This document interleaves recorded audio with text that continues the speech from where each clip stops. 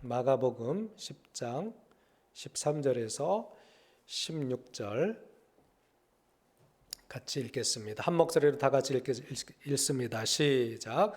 사람들이 예수께서 만져주심을 바라고 어린아이들을 데리고 오매 제자들이 꾸짖거늘 예수께서 보시고 노하시어 이르시되 어린아이들이 내게 오는 것을 용납하고 금하지 말라. 하나님의 나라가 이런 자의 것이니라. 내가 진실로 너희에게 이르노니 누구든지 하나님의 나라를 어린아이와 같이 받들지 않는 자는 결단코 그곳에 들어가지 못하리라 하시고 그 어린 아이들을 안고 그들 위에 안수하시고 축복하시니라. 아멘. 오늘은 어린 아이와 같아라 라는 제목으로 말씀의 은혜를 받고자 합니다. 한번 따라해 보실까요? 어린 아이와 같아라. 오늘은 어린이 주일입니다. 금년 어린이 날이 100주년이 되는 해라고 합니다. 1922년 5월 첫날에, 그때는 이제 5월 1일이 아마 어린이날이었던 것 같아요. 소파 방정환 선생님이 처음 이제 어린이날을 제정을 해서 그렇게 역사를 조금 보니까 방정환 선생님이 천도교인 같아요. 그때는 이제 천도교인들도 독립운동에 막 이렇게 참여하고 그런 역사도 있는데, 이렇게 소파 방정환 선생님이 처음 어린이날을 제정했는데 100년이 되었습니다. 자, 어린이라는 말은 파이디아, 헬라 말로 파이디아, 브레페라는 그런 단어로 쓰여지고 있는데 갓난 아이부터 10대 이전의 아이들을 가리킨다. 그런 단어예요. 파이디아. 우리가 잘 좀 익숙한 단어는 파이디온 선교회, 어린아이들 그 찬양단들이 있죠. 그래서 파이디아, 브레페라는 말을 어린이라는 그런 뜻으로 성경에는 기록이 되어 있는 것을 볼 수 있습니다. 네이버 지식 백과사전을 보니까 어린이는 4세부터 초등학생까지의 아이를 이르는 말이라고 설명되어 있습니다. 그래서 우리 청소년들이 우리는 선물 안 줘요? 어린이에 해당돼야 선물을 줍니다. 그렇죠? 그런데 5월 달에는 뭐 성년의 날, 부부의 날, 스승의 날, 어버이날 다 있는데 청소년의 날은 없는 것 같아요. 그래서 삐질까 봐 청소년들에게도 우리 중학생들에게도 선물을 쏘아주기로 결정을 했으니까 별로 안 좋아하네. 우리 어린이들 또 이제 중학생들에게도 카톡으로 선물을 보내주도록 하겠습니다. 자, 예나 지금이나 어린이들은 우리 사회 속에서 얼마 전까지만 해도 그렇게 존중받는 그런 존재들은 아니었어요. 어린이들을 그렇게 무시했습니다. 오늘 본문에도 보니까 어린이들을 무시하는 그런 내용이 제자들을 통해서 이렇게 그려지고 있죠. 왜 그럴까? 왜 어린이들이 그동안은 무시당해 왔을까? 일단 어린이들은 손이 많이 가요. 어려서 태어나서 어른들의, 부모들의 손길이 가지 않으면 아이들은 어떻게 혼자서 생활할 수가 없습니다. 그래서 어른이 맘대로 이렇게 하니까 맘대로 해도 되는 그런 존재로 인식이 되어 왔던 거예요. 또 아이들은 산만합니다. 그래서 어른들이 뭘 할 때 방해가 되니까 막 혼나기도 하고 무시당하기도 하는 거예요. 저도 우리 아이들이 어렸을 때 아주 막 이제 주일날 다가오면 설교 준비를 해야 되잖아요. 예배 다가오면 설교 준비를 해야 되는데 막 이제 방에 찾아오고 막 그럽니다. 그러면 이제 막 달래서 너희들 이렇게 놀고 있어. 아빠 이거 끝나고 놀아줄게. 그래도 뭐 계속 오면 방문을 잠근 기억도 있던 것 같아요. 이렇게 방해받지 않으려고 그래서 아이들을 막 이렇게 무시하고 방치하기도 하는 이런 경우들도 있는 것을 보게 됩니다. 자, 사람들이 오늘 본문에 보니까 사람들이 아이들을 데리고 예수님께로 오는데 제자들이 꾸짖었다라고 기록하고 있어요. 그럼 제자들도 어린 아이들을 좀 무시하고 좀 싫어하는 이러한 뉘앙스로 받아들일 수 있습니다. 아이들은 집중력이 오래가지 못해요. 그래서 아이들이 오면 예수님의 말씀을 좀 들어야 되는데 그 집회에 참여한 어른들이 방해될까 봐 제자들도 어린아이들을 데리고 오는 것을 싫어하고 또 아이들이 막 떠드는 것을 꾸짖었던 것이 아닌가. 그 집회를 방해받고 싶지 않아서 제자들이 그렇게 했던 것이 아닌가. 이렇게 짐작을 해볼 수 있겠죠. 그런데 이 모습을 보고 제자들이 아이들을 꾸짖는 것을, 아이들이 오는 것을 싫어하는 것을 보고서 예수님이 화를 내셨어요. 그 시대는 당연한 것이었어요. 그 시대는요, 지금은 어린이들이 굉장히 막 소중하잖아요.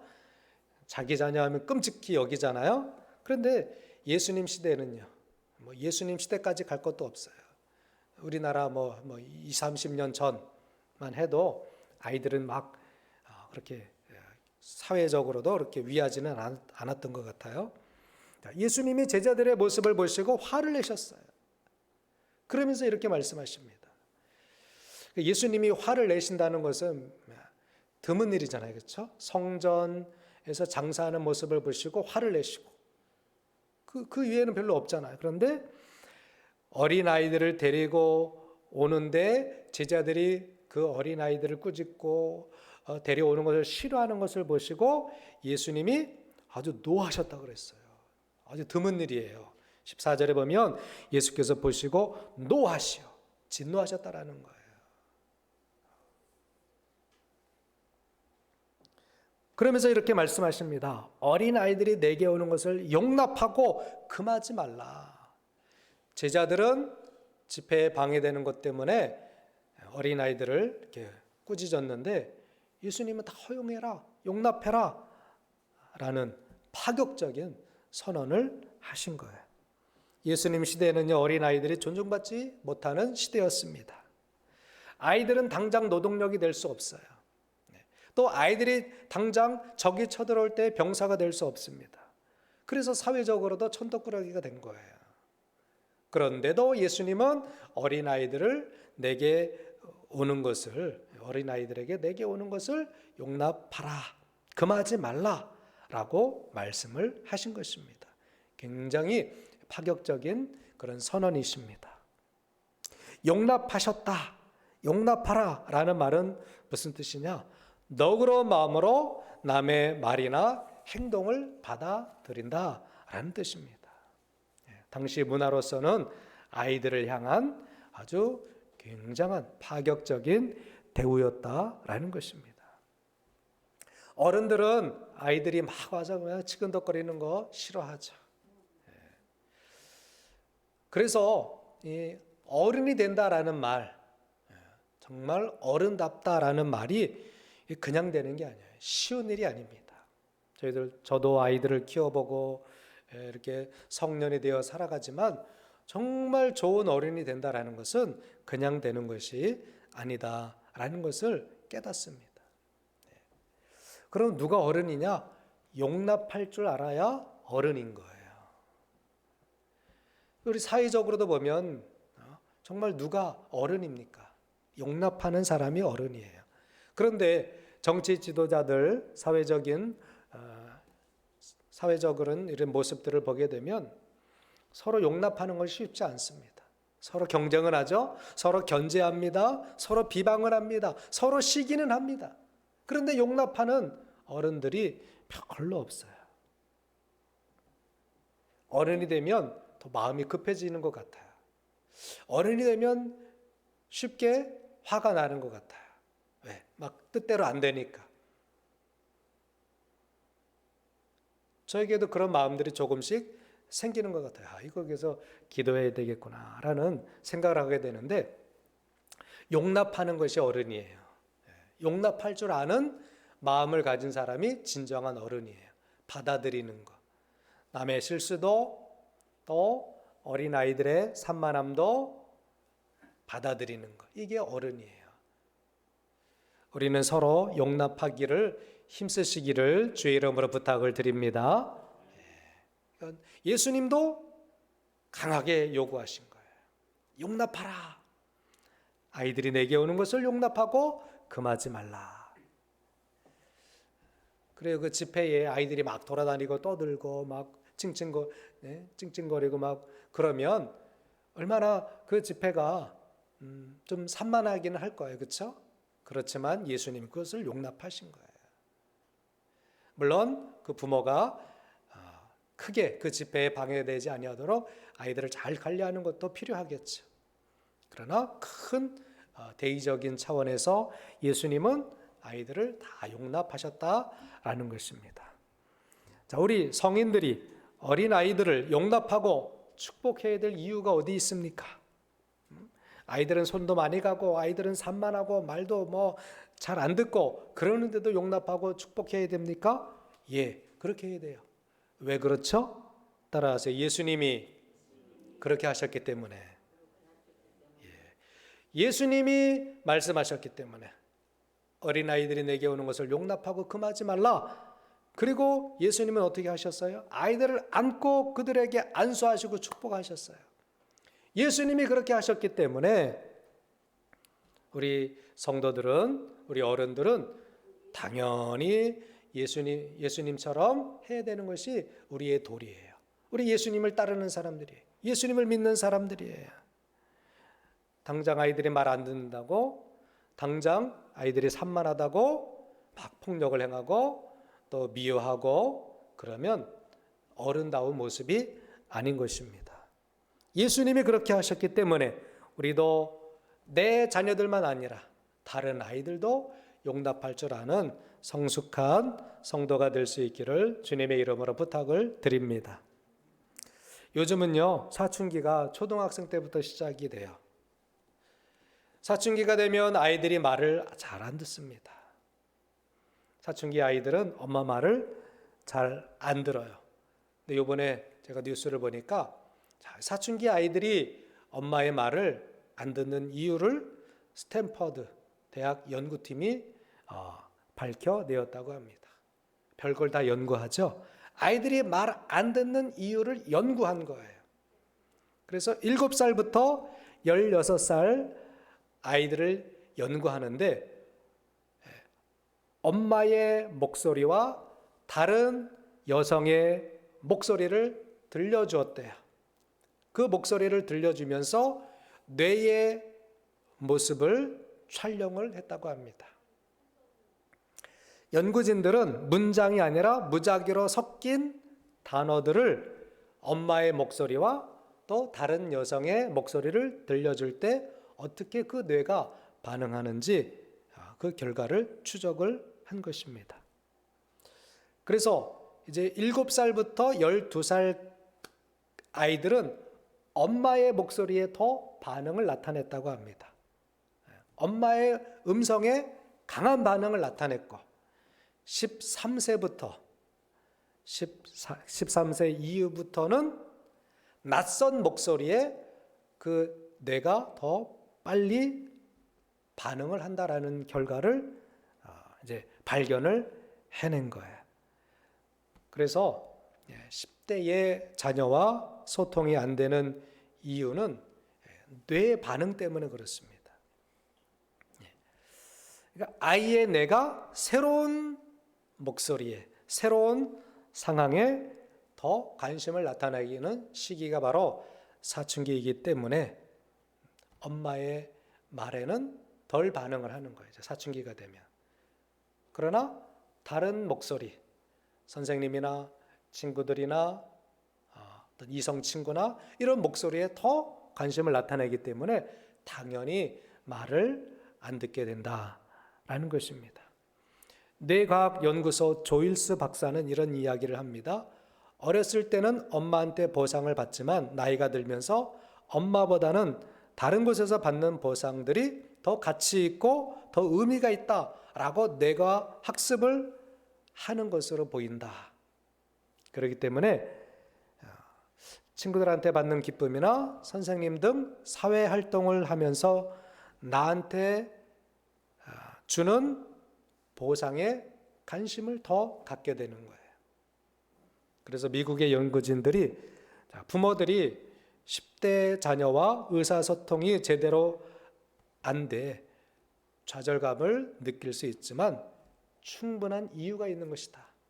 과학적인 이유가 있는 것이다. 그러면서 용기를 내라. 부모들에게 자기의 말을, 엄마의 말을 안 들어도 용기를 내십시오. 이런 메시지를 전했다는 뉴스를 보게 되었습니다. 뇌가 그렇게 관심이 딴 데로 가는 거예요. 그러면 어떻게 하면 내 사춘기 아이들을 말을 잘 듣게 할까? 다른 여성의 음성으로 녹음을 해 놓으세요. 그러면 말을 잘 들을 것 같습니다. 자, 성도들은 왜 아이들을 용납하고 축복해야 될까요? 그 근거는 제가 말씀드렸어요. 예수님이 그렇게 하셨기 때문에. 뭐 다른 이유가 있겠습니까? 예수님이 그렇게 하셨기 때문에 우리는 예수님을 따르는 사람들이에요. 예수님을 믿는 사람들이에요. 예수님의 제자라고 우리는 이야기합니다. 그러면 예수님께서 그렇게 하시면 우리는 그렇게 따라가야 되는 거예요. 다른 이유를 달 필요가 없는 것이죠. 예수님을 따르는 제자들은 예수님의 교훈대로, 예수님이 말씀하시는 대로 따라가는 것이 합당한 것입니다. 예수님은 어린아이들을 용납하시면서 이렇게 말씀하셨어요.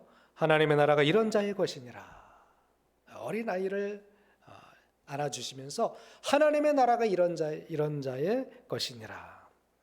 하나님의 나라를 어린아이와 같이 받들지 않는 자는 결단코 그것에 들어가지 못하리라. 굉장히 중요한 말씀을 하신 것입니다. 그러면 어린아이와 같이 받들지 않는, 받드는 것, 그건 무슨 의미일까? 어린아이와 같아야 한다. 어린아이와 같이 하나님 나라를 받들어야 그 나라에 들어갈 수 있다라는 의미는 무엇일까요? 첫 번째는요, 의심하지 않는 믿음을 말씀드릴 수 있습니다. 어린아이와 같아야 된다. 의심하지 않는 거예요. 여러분, 어른이 되면 매사에 의심이 생겨요. 뭐 어떤 물건을 사더라도 괜찮은 걸까? 어린아이 때는 그냥 집어옵니다. 그러나 이제 어른이 되면 살펴요. 유통 날짜가 언제인지, 여기에 몸에 해로운 것은 안 들어가 있는지, 어느 회사에서 만든 건지 다 따져봅니다. 그래서 의심하는 습관이 생기게 됩니다. 그런데 의심하게 되면 피곤해져요. 따져봐야 되기 때문에. 일단 의심의 눈으로 시작하면 무엇을 결정하는데도 시간이 굉장히 걸립니다. 몇 번씩 확인해야 되고. 먹어도 괜찮은 건가? 불안감에 시달리기도 합니다. 그래서 의심하는 경우는요, 다음으로 넘어가는 것이 시간이 걸립니다. 근데 아이들은요, 절대 의심하지 않아요. 그냥 남이 줘도 야 이거 먹어 그러면 그냥 받아 먹습니다. 예수님의 제자들도 예수님을 의심하죠. 부활하신 예수님을 의심하는 제자들이 있었습니다. 도마가 그랬죠. 그래서 요한복음 20장 27절에 보면 다른 제자들은 다 예수님을 만나서 부활하신 예수님을 인정을 했어요. 그런데 이 도마는요, 난 예수님을 못 믿어. 부활하셨다고? 나는 믿을 수 없어. 그러니까 예수님이 다시 나타나셔서 내 손가락을 이리 내밀어 내 손을 보고 내 손을 내밀어 내 옆구리에 넣어보라.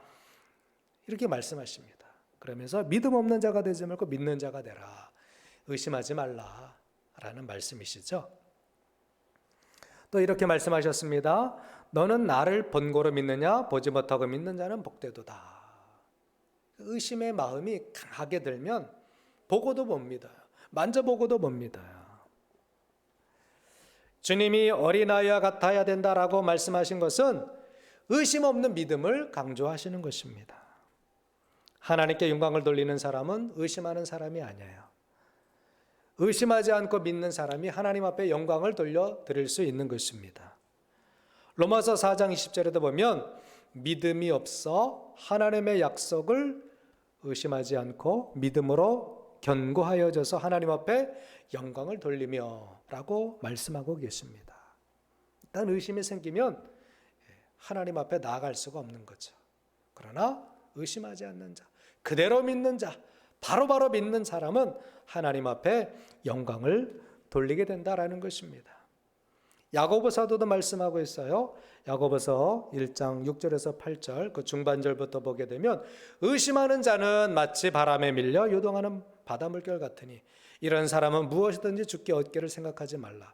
두 마음을 품어 모든 일에 정함이 없는 자로다. 의심하는 것이 얼마나 손해인지 성경은 우리에게 교훈하고 있는 것입니다. 의심하는 사람은 벌써 두 마음, 괜찮을까? 이거 이상한 거 아니야? 이런 두 마음이 왔다 갔다 하잖아요. 그러나 어린아이들은 의심하지 않는다.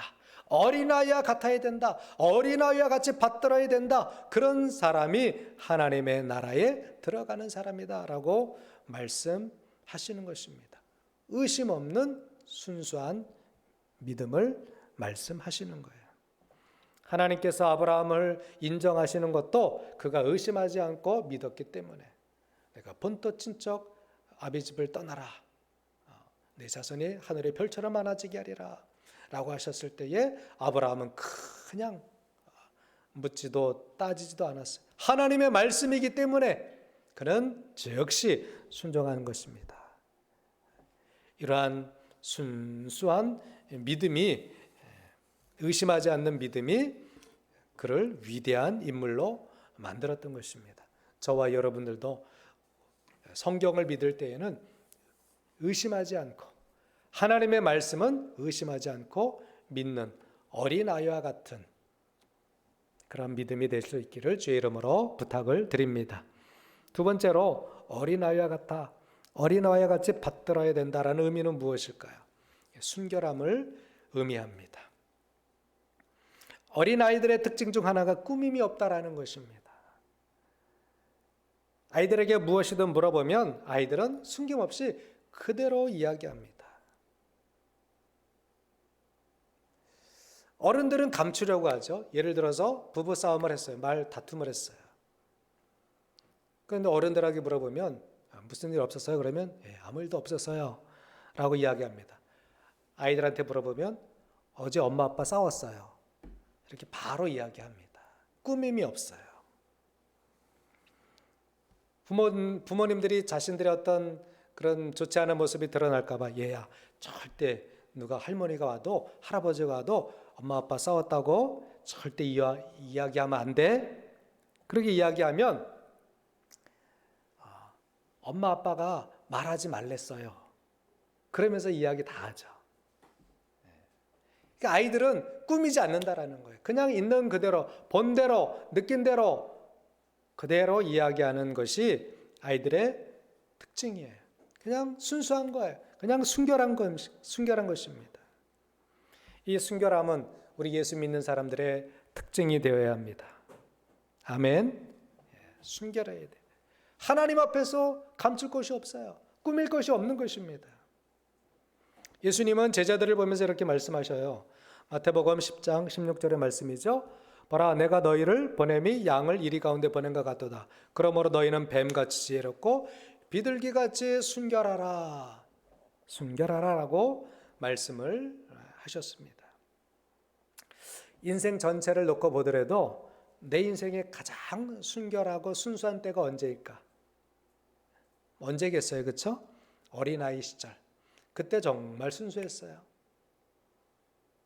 순결했습니다. 그러나 어른이 돼갈수록 더 감추고 속이려고 하고 꾸미려고 하고 이런 모습들, 내 자신이 점점 그 순수함을 잃어버리는 그런 시기가 바로 어른 시대인데 우리는 어린아이와 갖기를 힘써야 됩니다. 신앙인들은 어린아이와 같이 순수하고 순결하기를, 그래야 하나님 나라에 합당한 사람이 될 수 있다라는 것입니다. 하나님의 백성들은 순결하고 순수해야 됩니다. 한번 따라하세요. 순결하고 순수해야 된다. 그런 사람이 하나님 나라에 들어갈 수 있는 거예요. 하나님 앞에는 꾸밀 이유가 없는 것입니다. 세 번째로 어린아이들의 특징은 뭐예요? 솔직하다라는 거예요. 감정 표현에서 솔직하다라는 것입니다. 어른이 되면 모든 감정을 다 표현하지 못하기도 합니다. 표현하면 더 건강한데 슬퍼도 슬픔을 감출 때가 있어요. 화가 나도 화를 감출 때가 있습니다. 싫어도 싫다고 이야기하지 않아야 되는 상황도 솔직히 있습니다. 그래서 어른들은 감정에 솔직하기 어려워요. 있는 그대로 표현하기가 어렵습니다. 근데 아이들은 그렇지 않죠? 기쁘면 기쁘다고, 좋으면 좋다고 표현하는 것이 아이들의 모습이죠. 특징이죠. 아이들은 감추려 하지 않습니다. 그러나 어른들은 숨기려 하고 감추려 하죠. 신앙에 있어서도 우리는 감춰야 될 이유가 없는 것입니다. 우리는 자꾸 어른 흉내를 내서 하나님 앞에까지도 감추려고 해요. 안 그런 척 감추려고 하고 덮으려고 합니다.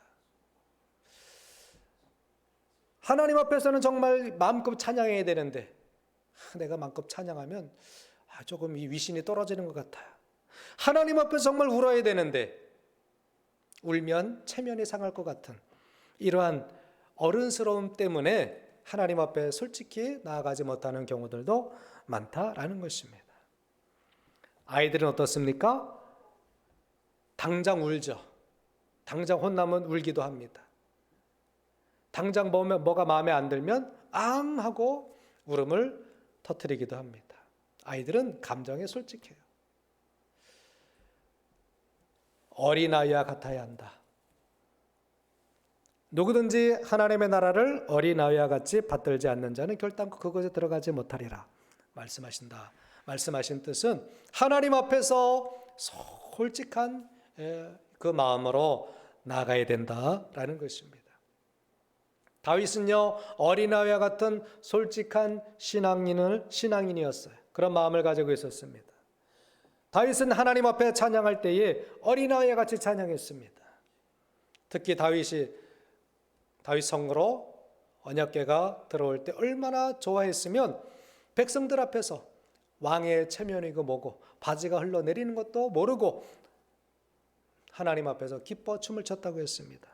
사무엘하 6장 16절에 보니까 여호와의 궤가 다윗 성으로 들어올 때에 사울의 딸 미갈의 창으로 내어보다가 다윗 왕이 여호와 앞에서 뛰놀며 춤추는 것을 보고 심중이 그를 업신여기니라. 다윗은 하나님 앞에서 백성의 눈을 의식하지 않았어요. 이게 순수함이에요.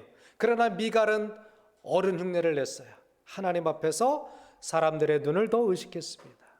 어른이 될수록 남을 의식합니다. 아이 때에는 남 의식 안 해요. 그냥 솔직합니다. 그러나 어른이 되면 점점점 남의 눈을 의식해요. 남편의 눈을 의식하고 자식의 눈을 의식하고 내 친구들 눈을 의식하고 그래서 자꾸 감추고 덮으려고 합니다. 미갈은 하나님 앞에서도 어른이려고 했어요. 사람의 눈을 더 의식했습니다. 그러나 다윗은요, 사람의 눈을 의식한 것이 아니라 하나님을 의식했어요. 하나님 앞에서 솔직했어요. 사람의 눈을 의식하면 신앙은 가식적이 됩니다. 그러나 하나님을 더 의식하는 사람은 솔직한 신앙인이 되는 거예요. 저와 여러분들은 사람을 의식하기보다 신앙적인 면에서는 더욱더 하나님을 의식하시기를, 하나님 앞에서 가장 하나님 앞에서 솔직하고 정직하게 나아가시기를 주님의 이름으로 축복합니다. 예수님이 말씀하셨죠. 가식적인 사람, 외식하는 사람들에 대해서 이렇게 말씀하셨어요. 마태복음 23장 15절의 말씀에 보니까 화 있을진저 외식하는 서기관들과 바리새인들이여 너희는 교인한 사람을 얻기 위하여 바다와 육지를 두루다니다가 생기면 너희보다 배나 더 지옥 자식이 되게 하는도다. 외식하는 사람들은요 남을 지옥에 빠뜨릴 수 있어요. 감추려고 하는 사람들, 사람의 눈만 의식하는 사람들은 남의 신앙을요 힘들게 할 수 있어요. 그러므로 우리는 하나님 앞에서는 외식할 필요가 없어요. 가식적일 필요가 없어요. 가면을 쓸 필요가 없는 거예요. 하나님 앞에서 안 그런 척할 필요가 없는 거예요. 주님은 분명히 말씀하셨어요. 누구든지 하나님의 나라를 어린 아이와 같이 받들지 않는 자는 결단코 그곳에 들어가지 못하리라. 이 어린아이와 같다라는 것이 굉장히 큰 기준이에요. 우리 막 믿음만 이야기했죠. 어린아이와 같다. 어린아이들과 같이 받들지 않는 자는 결단코래요. 예수님이 직접 하신 말씀이잖아요. 결단코 그곳에 들어가지 못하리라. 바울이 이야기한 것도 아닙니다. 예수님이 직접 말씀하신 거예요. 그러므로 우리는 외식하는 신앙이 아닌 솔직하고 진솔한 신앙을 가지고 하나님 나라에 합당한 이러한 사람으로 살아갈 수 있기를 주님의 이름으로 축복합니다. 마지막으로 정말 이 어린이 주일인데 어린아이와 같아라 라는 의미가 뭘까? 그 정말 행복한 우리가 건강한 어린 아이들을 만들어줘야 되잖아요.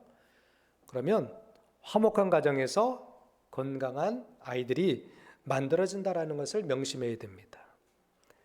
가정은요 분리해서 생각할 수가 없어요. 아버지 따로 엄마 따로 자식들 따로 따로가 아닙니다. 따로 국밥이 아니에요. 자, 마가복음은요 마가복음 10장 1절이 이혼의 문제로 시작되는 것을 볼 수 있어요. 이혼의 문제에 대해서 논쟁을 하시다가 예수님이 어린아이들을 안고 그들을 축복해 주셔요.